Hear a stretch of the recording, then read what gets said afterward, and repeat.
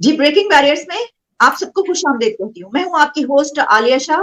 हम बात करेंगे कि एक बड़ा काम पाकिस्तान ने जो करना था कि जिनेवा कॉन्फ्रेंस में डोनेशंस के हवाले से पाकिस्तान ने एक पैसा इकट्ठा करना था, वो हो गया है। और उसके ऊपर सारी तफसीलात डिटेल्स जो हैं वो आती चली जा रही हैं, कहाँ से कितना पैसा मिला है, क्या जितना पैसा इकट्ठा हुआ है वो पाकिस्तान के लिए काफी होगा, क्या इससे हमारी तमाम मुश्किलात खत्म हो जाएंगी, और क्या आईएमएफ के साथ हमारा प्लान होने लगा है। इस मौजू पर गुफ्तगू करने के लिए वाशिंगटन से हमें ज्वाइन कर रहे हैं पॉलिटिशियन और पॉलिटिकल एनालिस्ट जनाब साजिद तार साहब। साजिद साहब, thank you so much for joining my show.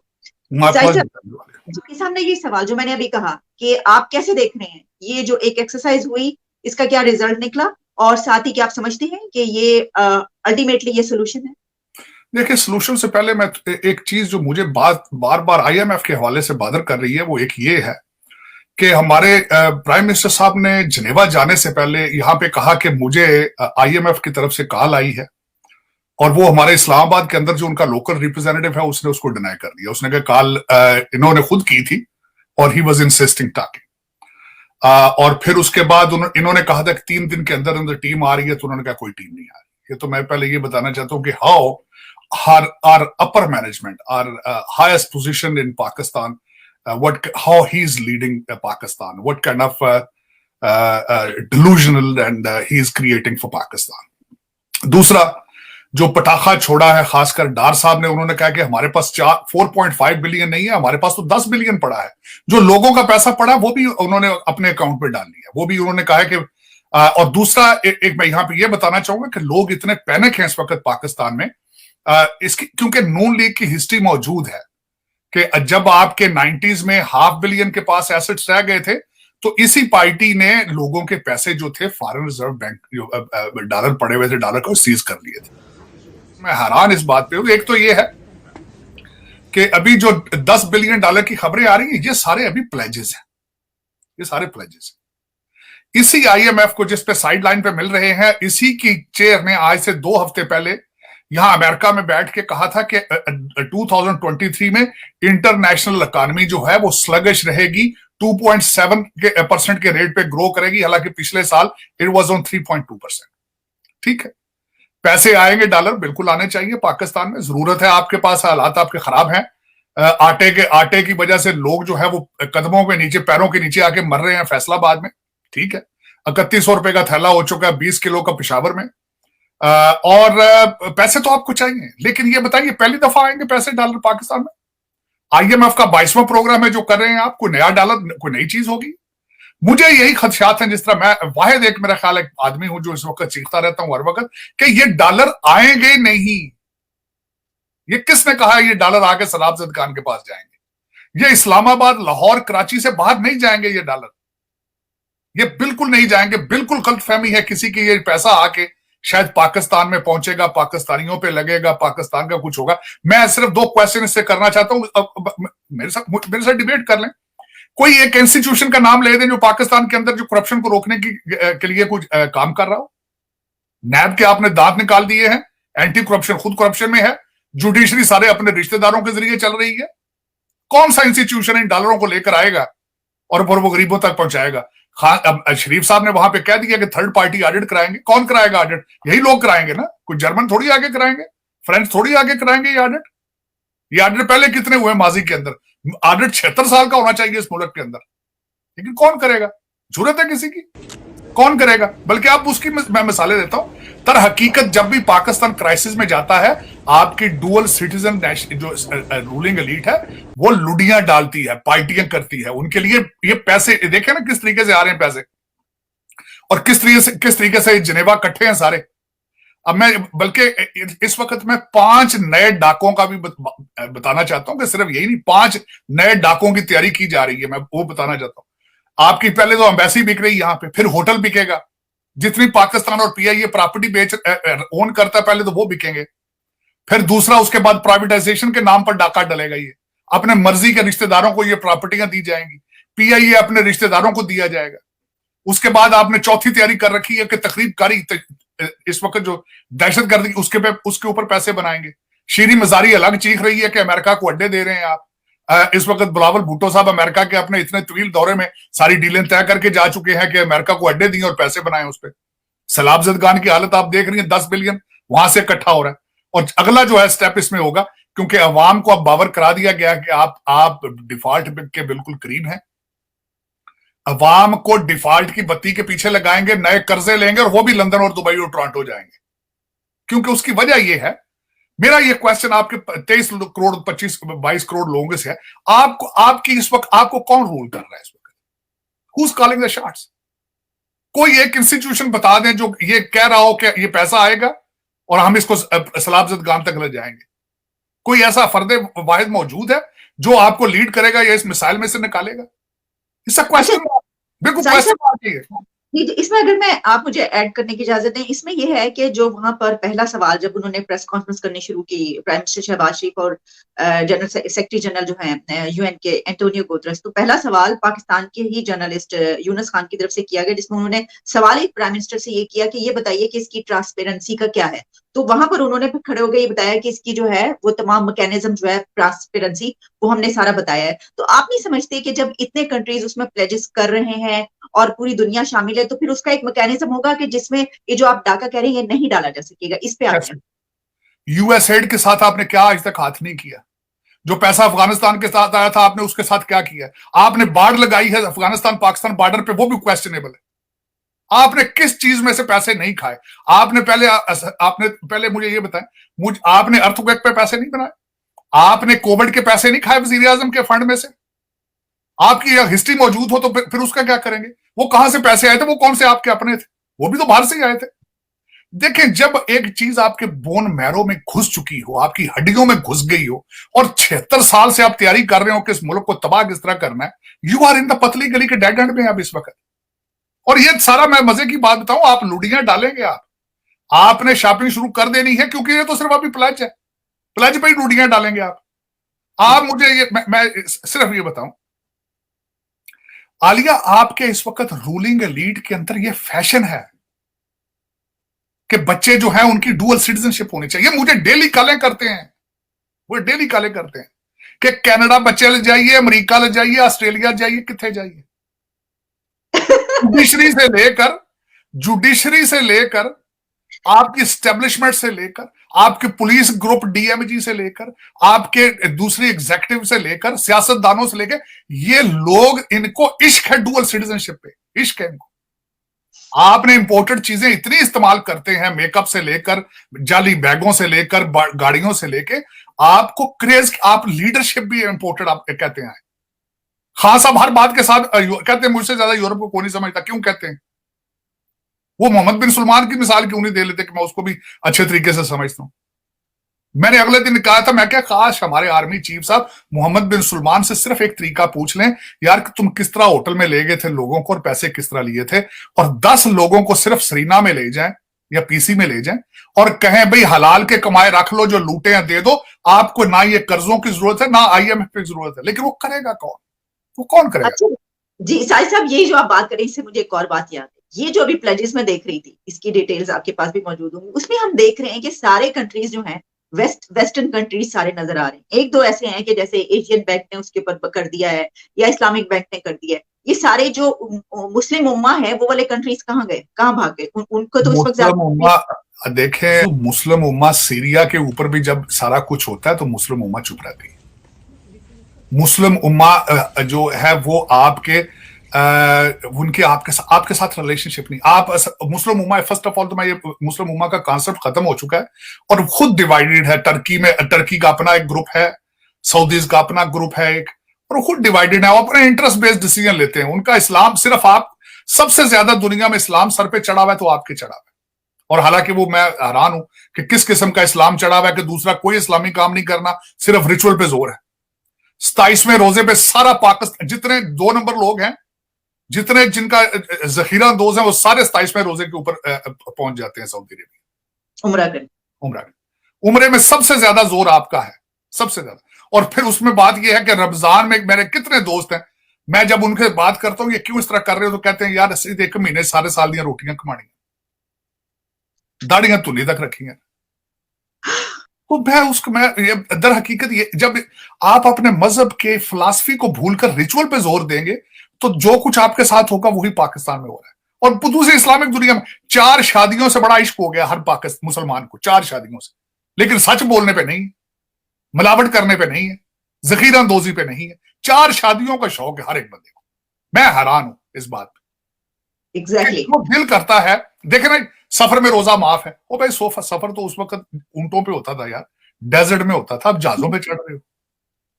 और फिलॉसफी है, फिलॉसफी के ऊपर बिलीव ना करना और रिचुअल पे जोर देना, मैं हैरान ही होता रहता हूं। बच्चे ने, ये तो एक अलग टॉपिक है, लेकिन इस वक्त अगर मसला ये है कि इस वक्त आपको ये $10 बिलियन की बजाय $300 बिलियन भी आ जाए, it is not your solution. क्यों? वो इसलिए आ लिया कि आपके पास इकोनॉमी के लिए कोई रोड मैप मौजूद नहीं है। मुझे ये बता दें, आप किसी पार्टी ने आपको बताया है कि हमने किस तरीके से एक्सपोर्ट बढ़ानी है? किसी पार्टी ने आज तक ये बताया हो कि हमने बिजली के बहरान पे किस तरह हमने काबू पाना है? किसी इस वक्त कोई एक फर्दे वाहिद इकोनॉमिस्ट ये कह रहा हो आए पाकिस्तान की इकोनॉमी को नीचे से उठा के ऊपर लेकर जाए? किसी ने कहा हो आए इंडिया से, कोई भारत से सीख लें, किसी ने कहा हो आए बांग्लादेश से सीख लें, किसी ने कहा हो आज साउथ कोरिया की कॉपी कर लें, किसी ने कहा हो कि आओ जी हम वियतनाम की कॉपी कर लें। सिर्फ बस जोर कर्जों पे है, जोर है इस चीज पे, और लोग 3100 का आटा बिक रहा है। कल एक 6 बच्चों का मां, 6 बच्चे थे फैसलाबाद में, वो पांव के नीचे आके मर गया। एग्जैक्टली, बहुत ही अफसोसनाक वाकया। लेकिन उसमें आलिया दर हकीकत ये होता है सर, लेकिन सादी साहब, इसी में आपको याद है, मैंने आपको भी पता है और प्रोग्राम भी हमने किया था उसके ऊपर, कि अभी कुछ अर्सा पहले, सितंबर की बात है, कि जो सीएम हाउस पंजाब का जो खर्चा निकला था, उसमें कहा जाता था तीतर बटेर और कितने करोड़ रुपए का खर्चा ग्रोसरी का था। बिल्कुल। और ये देखिए कि आम आवाम कमी कमीन वो सस्ता आटा लेने के लिए उस कोशिश में है कि वो घर ले जाएं और बच्चों को खिला दें, वो भगदड़ में मर रहे हैं।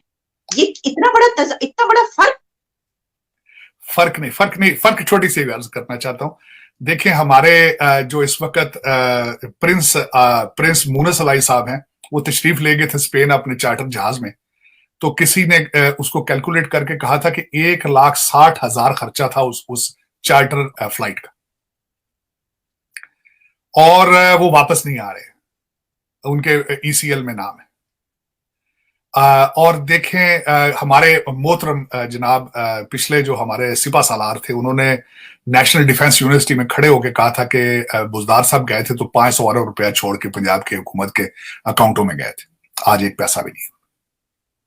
लेकिन कौन पूछे इस बात को? कौन ये करेगा ये बात? और सबसे पहले मैंने आपको बताया था, आपके सेगमेंट में शायद मैंने कहा था कि इस वक्त पंजाब के सारे शार्ट जो हैं, वो एक 25 साल का एमपी है अली अफजल साई साहब, वो सारे शार्ट ही काले। वो इमरान खान साहब की आंख का तारा भी है और परवेज लाई साहब की आंख का तारा भी है, और उसकी वजह यह है कि उसकी आपकी जुडिशरी के साथ रिश्तेदारी है। अगर इन 2-4 चीजें देखें तो आपका मुस्तकबिल इन चीजों से प्रिडिक्ट किया जा सकता है। ठीक। अच्छा साजिद साहब, अब ये कहा जा रहा है कि जून के महीने तक हमें बिलियंस ऑफ डॉलर्स में वो कर्जे के अदा करने, वो हमने अदा करने ही करने। तो हमें अगर इतना कर्जा हमने अदा करना है, तो हमें आईएमएफ से ये वाला प्लान मिल भी जाता है, तो फिर हम कैसे चलाएंगे? यानी इतना तो हम हमारे उससे और निकल जाएगा, क्या करेंगे? मैं इस वक्त एक बात ये बड़ी खास बताना चाहता हूं। कुछ गलतफहमी है लोगों को पाकिस्तान में। इस दफा कई एंकरों के शोज में बैठ के लोग बातें कर रहे हैं कि जो ममालिक आईएफ के प्रोग्राम में होते हैं वो डिफॉल्ट नहीं करते, आईएमएफ डिफॉल्ट नहीं होने देता, ये कहा जा रहा है। लेकिन आज मैं आपको ये बात बताना चाहता हूं, जो साइड लाइन पे बातें हुई हैं आज आईएमएफ के साथ, जो इनकी बातचीत चल रही है, दे आर इंसिस्टिंग कि आप बिजली, पेट्रोल, गैस के ऊपर से अपनी सब्सिडी खत्म करें, और आपको करनी होगी। आप कभी अभी मेरा ख्याल कैलकुलेशन अभी शुरू नहीं की, कैलकुलेशन करके देखिएगा उसका। जिस दिन ये सब्सिडी सारा कुछ निकाला तो ये 3100 का नहीं होगा आटा, 1000 का आटा होगा। क्योंकि उसकी वजह यह है कि आपकी ये सारा कुछ किस चीज पे चलता है? बिजली पे चलता है। आटा आपके दरवाजे तक किस तरह पहुंचता है? पेट्रोल पे पहुंचता है। आपकी इस वक्त practically you have default already to begin with. ये जो गलतफहमी है ना, कभी इधर से टोपी उतार के उसको पहना देनी, उसकी टोपी इधर, ये सिर्फ एक टोपी ड्रामा से कुछ भी नहीं है। ब्लूमबर्ग में आज खबर आई है, उसने कहा पाकिस्तान विल नॉट डिफॉल्ट, लेकिन साथ में उसने कुछ और बात भी की है। उसने कहा है कि इस तरफ जो है वो जा रहा है, लेकिन जो इट लुक्स लाइक कि country of 220 million people will dodge default, यानी डॉज कर लेंगे हम डिफॉल्ट को किसी ना किसी तरीके से, वो वही बात आ गई इन नेक्स्ट 6 मंथ्स। तो यानी हम किसी तरह, लेकिन क्या हम इसको इस तरीके से लें कि अब हम जब ये डिफॉल्ट से बचेंगे तो सिर्फ ये 1 साल के लिए होगा या अगले 10 साल के लिए होगा, कब तक के लिए होगा? नहीं, ये कुछ महीनों तक, अगर पैसा आया, ये प्लेजेस आए, IMF का प्रोग्राम चला, और आपके दो चीजें बच सकते हैं सिर्फ और सिर्फ। क्या मतलब, यानी वो प्लेजेस उन्होंने किए तो वो नहीं भी दे सकते? नहीं दे सकते, वो प्लेजेस हैं, वो कमिटमेंट थोड़ी है। It's not by law they are have to pay. वो ये भी माजरत कर सकते हैं, भाई हमारी अपनी इकोनॉमी ठीक नहीं है, देखे ना, वो they are not force to do it.